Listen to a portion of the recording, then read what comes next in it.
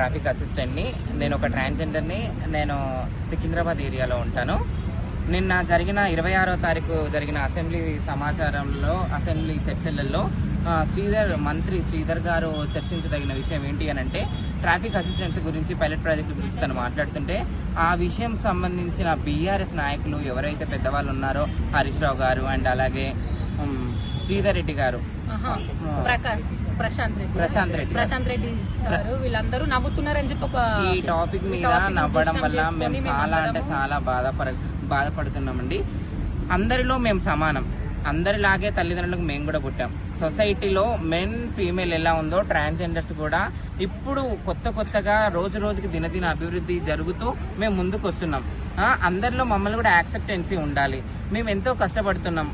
గత ప్రభుత్వాలలో ఇప్పుడు పోయిన 10 సంవత్సరాల్లో బీఆర్ఎస్ గవర్నమెంట్లో ఒక్కనాడు కూడా వాళ్ళ నోట్లలో ట్రాన్స్జెండర్ అన్న పదం వినిపించలేదు. ఇప్పుడు ఎవరైతే కాంగ్రెస్ ప్రభుత్వం ఉందో, మాకు ఏ పార్టీలకు మేము అతీతులం కాదండి. మాకు ఏ పార్టీలకు లొల్లులు పంచాయతీలు మాకు అందరూ సమానమే. ఎందుకు నవ్వారు చర్చకి మేము ఈరోజు మీడియా ముందు వచ్చి మేము అడుగుతున్నామండి. మాకు కూడా మనోభావాలు ఉంటాయి, మాకు కూడా మనసు ఉంటుంది. మేము కూడా అందరం లాగే మేము కూడా మనుషులమే. సార్ ప్లీజ్ మిమ్మల్ని మేము రిక్వెస్ట్ చేస్తున్నాం,